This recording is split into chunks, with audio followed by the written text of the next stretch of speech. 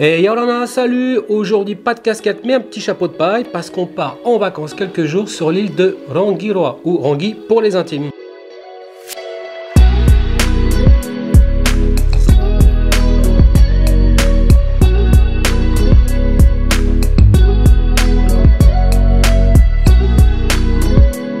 Et on va commencer par le commencement, la prise de billets. Il faut savoir qu'en Polynésie française, la plupart des îles ne sont desservies que par Air Tahiti, donc tu n'as pas le choix. Mais certaines îles comme Bora, Reatea, Nukuiva et Rangui, tu peux opter pour Air Moana.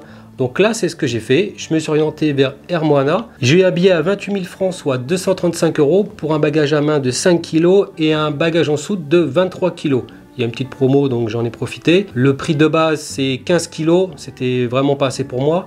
Et pareil, en comparant Air Moana et Air Tahiti était quand même 50% plus cher. Donc de toute façon, j'aurais pris Air Moana quoi qu'il arrive. Donc juste pour ceux qui connaissent pas Rangui, c'est à 1 heure de vol de Tahiti. C'est environ à 350 km. J'y suis allé l'année dernière. J'ai fait pas mal de vidéos là-bas, mais j'ai pas eu de chance parce que dès la première journée où j'ai pris plein de rush, il a fait tellement chaud que ma batterie a cramé, je m'en suis rendu compte que le soir et tout ce que j'ai pris, je l'ai perdu. Là, on va essayer de faire des vidéos un petit peu mieux, ce que je voulais faire à la base il y a un an. Et en théorie, ça devrait bien se passer. Là, j'ai un bon stock de batterie, donc on devrait être good. Cette fois-ci, je pars 6 jours et 5 nuits. Je pars de dimanche à vendredi et je pense que je vais pouvoir faire au moins 4 à 5 vidéos. Maintenant que le billet est pris, il faut préparer son sac. Donc, qu'est-ce que tu ne dois pas prendre dans les îles? Donc, tout ce qui est objet dangereux, etc. Ça, t'as l'habitude. Et tout ce qui est vêtements chauds, pantalons, batte survêt, etc.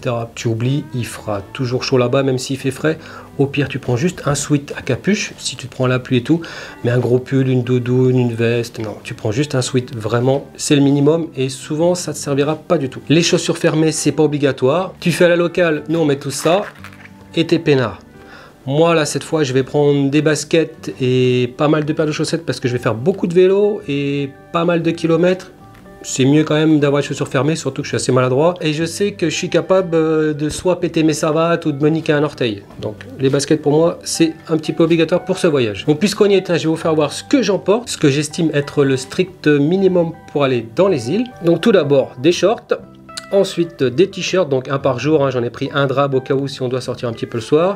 Sous-vêtements, bon là ça y est c'est grillé, tout le monde sait que je porte des boxers. Des chaussettes, parce que comme je vous l'ai dit, je vais faire beaucoup de vélo avec chaussures fermées, donc pour moi ça va être indispensable. Casquette évidemment, pour protéger du soleil, mais ce qui est mieux c'est même le chapeau, parce que le chapeau ça protège les oreilles, les coups de soleil sur les oreilles, ça fait très mal. Et après tu pelles, t'as l'air d'un con. Et aussi pour protéger le nez, parce que nous les blancs, on a un grand nez, et là on aura le nez rouge tout le temps, donc avec ça je suis peinard. Ensuite mes 3 paires de lunettes AliExpress polarisé pour un prix défiant toute concurrence, 8 €, soit 1000 francs. Et là, franchement, j'ai pas à me plaindre. De la crème solaire et de la crème Nivea, parce que la crème solaire là-bas, 1,10 € obligatoire, parce qu'au bout d'une heure, tu es cramé. On sent vraiment, la crème Nivea, c'est pour te soulager la peau après. Là, j'ai pris des protèges, je sais pas comment on dit ça, des protèges bras, parce que j'ai des tatouages en couleur sur les 2 avant-bras. Et ouais, je suis un peu mongol. Ça va fortement m'aider à me protéger. J'ai pris un poncho, donc Kawe, au cas où je me prends la flotte, parce que quand je serai en vélo, il n'y aura pas d'endroit pour m'abriter. Donc je pense que ça peut me sauver la mise au moins 1 ou 2 fois. Parce que j'y vais évidemment en saison des pluies. Des lycra, donc ça c'est parfait si tu vas à la pêche. Ça te couvre tout le torse et les bras. T'es tranquille pour les coups de soleil. Des petits nutriments qui seront très bien parce qu'ici l'eau est très pauvre, elle n'est pas du tout chargée en minéraux. Là c'est Johan de Fitness Island, c'est pas du tout une sponsor mais c'est un pote qui m'a filé ça gentiment. Donc j'ai du BCA, des électrolytes, des boosters.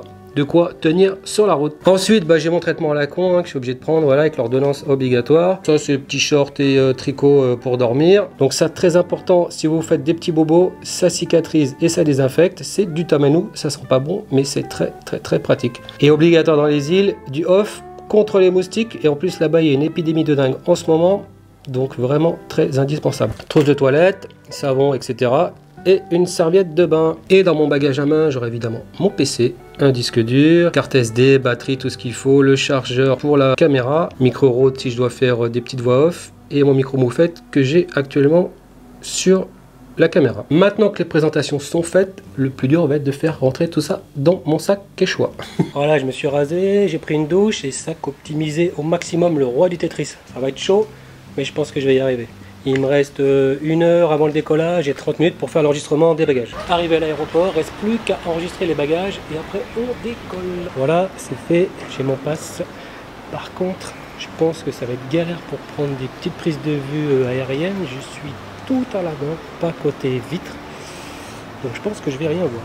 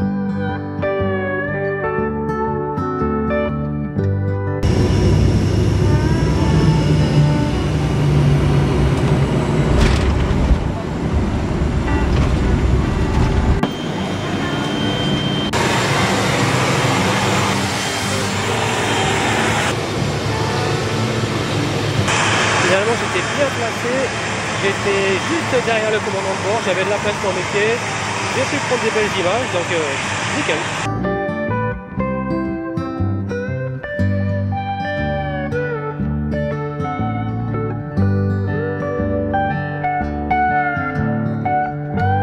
Enfin arrivé à la pension, il fait très chaud, il n'y a pas de vent. Là on va manger un petit truc et après je pense qu'on va peut-être se faire une petite session pêche vers 15h, 16h et on verra ce que ça va donner. On va aller faire un petit tour du côté de la marina. Voilà, arrivé à la marina de Avatoru, on est dimanche après-midi, il n'y a pas beaucoup de monde, en plus il fait très chaud, il y a juste des gosses qui s'amusent là-bas dans la mer.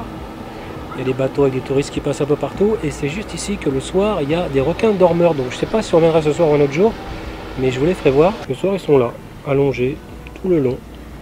Et ils dorment évidemment parce que ce sont des requins dormeurs. Et voilà les fameux requins dormeurs. Allez debout les feignasses. Voilà les gens qui reviennent d'une excursion. Que des locaux. Hein. Une horde de pointes noires ou un troupeau de pointes noires? Un gang de pointes. Un gang de pointes noires. Faut aller se baigner, c'est pas dangereux. Hein. Il n'y a pas de requin. Pas du tout. Zéro requin. Il y en a un qui passe juste là.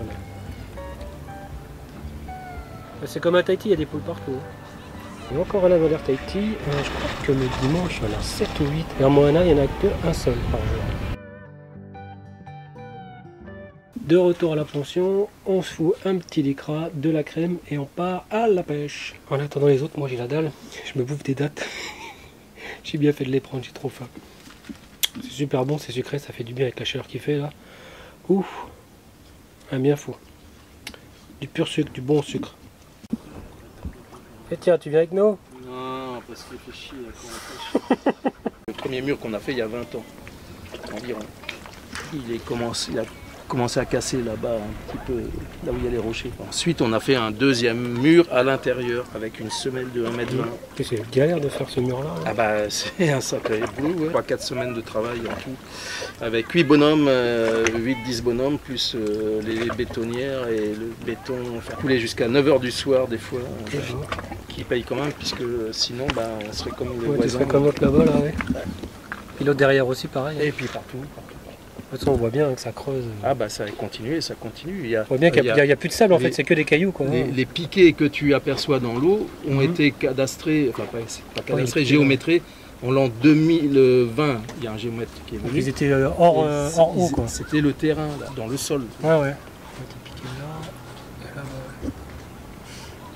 De toute façon, on voit bien, c'est que des rochers partout, il n'y a plus de sable.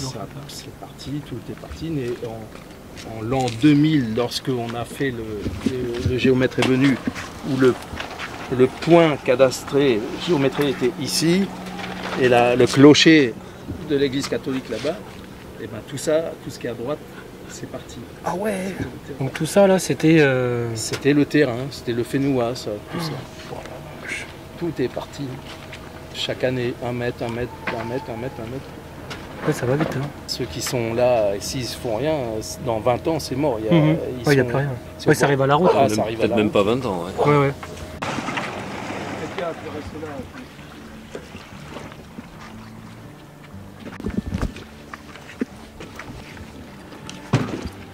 Bon, et la lune aujourd'hui, bien ou... Non, Pika. Hop là. Tu restes là. Elle va sauter.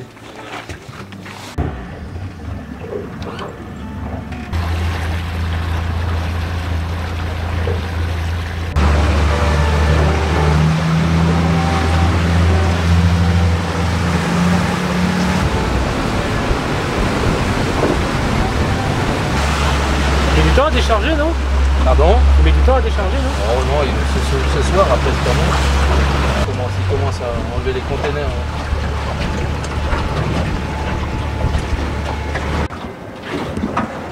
Le Papa Zavatoro, allez, ouais, loin derrière. Il y a 15 mètres environ. Ensuite, j'étais obligé de rallonger la corde là parce que manquait un morceau.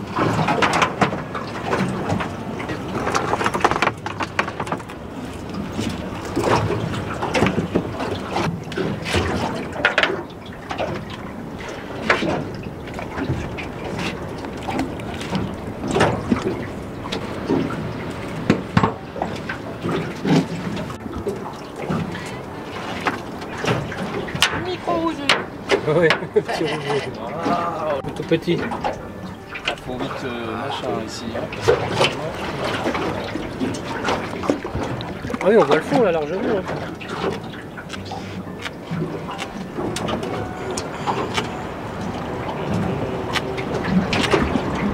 Oui, Quoi, un petit baliste là? petit balise coloré. Je crois que ça va chier. Ah non, c'est bon, ça. Voilà. Ah bah voilà, hop. Et en plus, c'est les tâches tout seul. Voilà. Ça, c'est ça le wifi. Et j'ai toujours la pas en plus. Génial.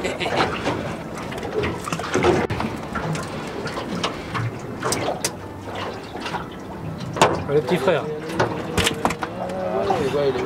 Ah non, non, pas moi. Ouais, je pense pas, c'est vrai. Non, pas sûr. C'est un petit cousin, ça. Merci. Ah voilà. Et là, Allez. ça, c'est un fétille aussi. Mais... Ah, ça c'est bon. Bon, tailleur,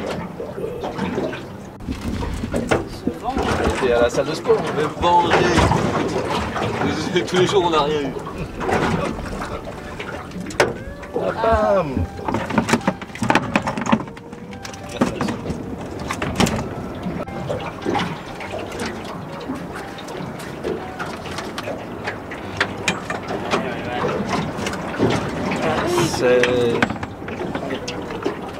Non, il n'est pas bon celui-là.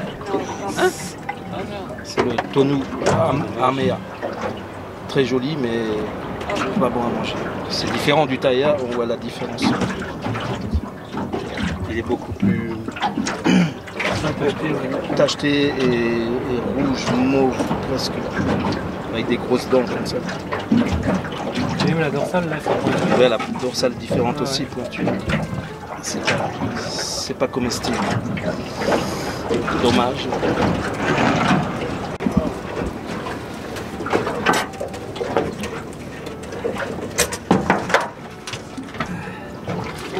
Oh. Là, ça va bon. Ah, ça c'est bien. Super.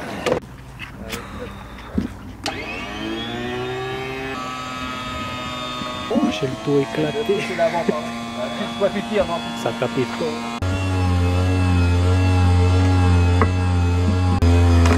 Yes. Bon, la pêche a été bonne. Attends pas trop. Tu regardes? Toujours la bonne position. Là. Après la pêche, écaillage et vidage des poissons. La journée fut longue et assez riche. On va se laisser avec ce beau sunset et on se retrouve très bientôt. Allez, des bisous, Nana.